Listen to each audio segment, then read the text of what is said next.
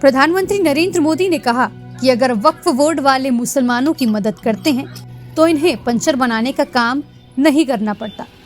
लाखों हेक्टेयर जमीन पूरे देश में है और आज ईमानदारी से उसका उपयोग हुआ होता तो मेरे मुसलमान नौजवानों को साइकिल के पंक्चर बना करके जिंदगी नहीं गुजारनी पड़ती।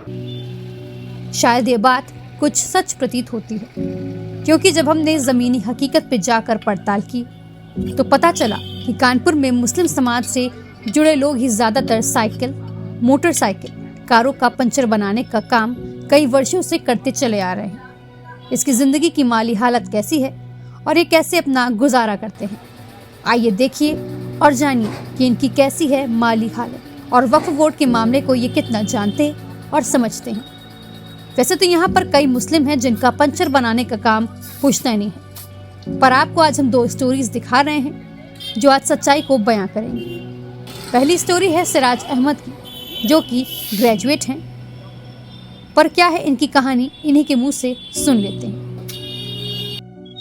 आपने कितनी पढ़ाई की सर? हमने क्राइस्टचर्च में पढ़ाई की है, इंटर कॉलेज किया है, फिर बीएससी कर रहे थे लेकिन कंप्लीट नहीं हुआ था। ये काम कैसे सीखा आपने? सीखा नहीं है हमने ये हमारे पापा की दुकान है पुरानी, 60-65 साल पुरानी दुकान है। पापा बीमार हो गए, बीमार होने के बाद उनका इंतकाल हो गया, तो हम जो है इस दुकान में बैठने लगे, देखने लगे। वहाँ पर 3-4 कारीगर, 5 कारीगर करीब थे। देखते देखते ये हुआ कि हम धीरे धीरे अपनी पढ़ाई पूरी कर लेंगे और ये देखते रहेंगे, लेकिन जो है हम ये हुआ कि धीरे धीरे करके हम इसी में फंसते चले गए और 1 कारीगर गए, 2 कारीगर गए, फिर बाद में जब कारीगर 1-2 बचे तो मजबूरन हम भी थोड़ा थोड़ा काम करने लगे इसमें। और आज ये है कि हम इस वक्त कारीगर, मेरा जो लास्ट कारीगर था आखिर में, वो भी इंतकाल हो गया 3 महीने पहले, तो हम इस वक्त तो हम पूरा खुद काम कर रहे हैं। आपके कितने बच्चे? नहीं, मेरी शादी भी 15 साल हो गए लेकिन बच्चे कोई नहीं। इससे दिन भर में कितनी कमाई हो जाती है? इससे दिन भर में कमाई क्या, ये एवरेज मतलब कमाई कैसे बताएं कि मतलब ये टोटल अर्निंग होती है कि जो खर्च होने के बाद जो बचता है। दिन भर में आप इसकी कमाई करने 700-800 रुपए। हाँ, कितनी महंगाई में आपका खर्चा चल जाता है? हाँ, तो क्योंकि हमारा परिवार बहुत छोटा है, हम मियाँ बीवी हैं और कोई है नहीं, और माँ बाप हमारे है नहीं, तो कहीं हमको कुछ देना होना पड़ता नहीं है। बाकी भाई हैं, सब अपना अपना काम करते हैं, इस वजह से चल जाता है। मुझे परेशानी होती है। हाँ, ऐसे परेशानी तो हाथ तंग रहता है, हमेशा रहता है। मतलब इसमें ये नहीं कि हम बहुत अच्छी तरह रह रहे हैं, बस ये है कि काम चलता रहता है, क्योंकि ज्यादा बहुत। आप उसी समाज से जुड़े हैं, जी जी कितने समय से आपका पुश्तैनी धंधा काम कर रहे हैं, जी जी आपको आर्थिक तंगी भी झेलनी पड़ती है। जी। क्या मुझे समाज के किसी लोगों ने आपकी कोई मदद की? नहीं, इसमें कभी कोई मदद नहीं। कोई तंजीम ने, कोई संस्था ने? नहीं, हल ऐसी दिक्कत हमें नहीं रही ना कि वो मदद की जाए। मतलब वो बहुत ज्यादा दिक्कत होती है, खाने पीने के लाले लग जाते हैं तो मदद करती है अगर से कहा जाए। लेकिन अभी किसी ने कोई आपकी आर्थिक नहीं, आर्थिक हमें जरूरत ही नहीं पड़ी आर्थिक मदद की फिलहाल। ये जो वक्फ बोर्ड को लेके, जमीनों को लेके है, इन लोगों ने भी, इस संस्था ने भी कोई मदद नहीं किया? नहीं, हमसे किसी ने कोई संपर्क नहीं किया कभी ना। हम कहीं गए, हमको जरूरत अभी कब कोई ऐसी जरूरत नहीं पड़ी है ना, क्योंकि हमारे लड़के बच्चे हैं नहीं, ना पढ़ा रहे हैं, ना किसी को पढ़ाना है, ना कोई मेजर खर्चा है, तो इस वजह से कोई जरूरत नहीं। शादी ब्याह होता है, आदमी खर्चा होता है, ये भी नहीं होता है। तो सुना आपने इनकी हालत क्या है। अब आपको लेकर चलते हैं स्टोरी नंबर 2 में। फतेहपुर के रहने वाले असलम, जो कि पंचर बनाने का काम काफी वर्षों से करते चले आ रहे हैं। 8वीं तक इन्होंने पढ़ाई की है।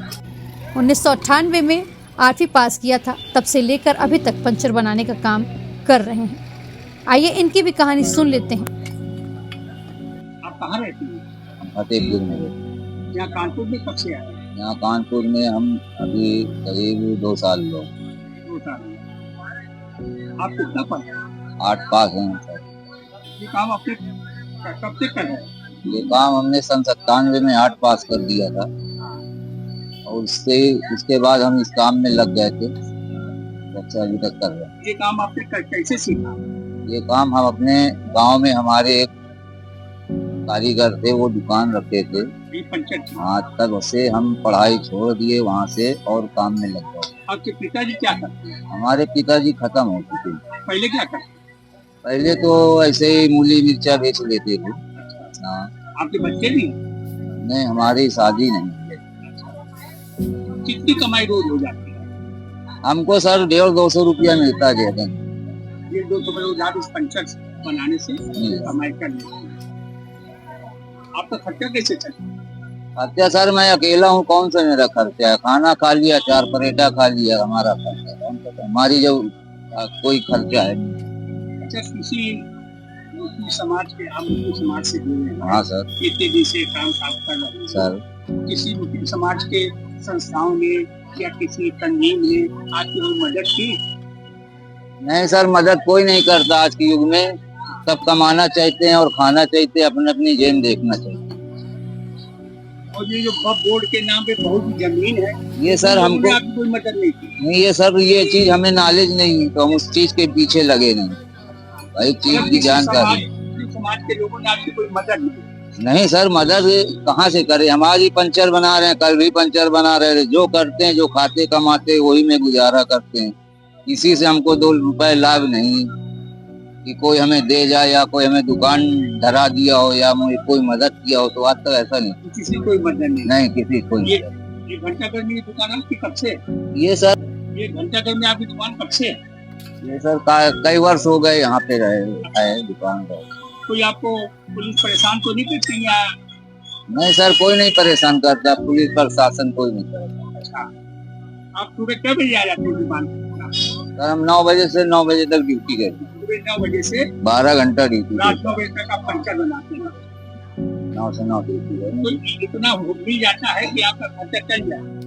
हाँ सर, हमारा तो 200 हमारी तनख्वाह मिल जाती है, 200-250 रुपए। साइकिल का पंचर जोड़ लिया, मोटरसाइकिल जोड़ लिया, रिक्शा का जोड़ लिया, और यहाँ बड़ा काम कुछ है नहीं, तो अपनी गुजारा उसमें भी उसका चल जाता, हमारा भी चल जाता।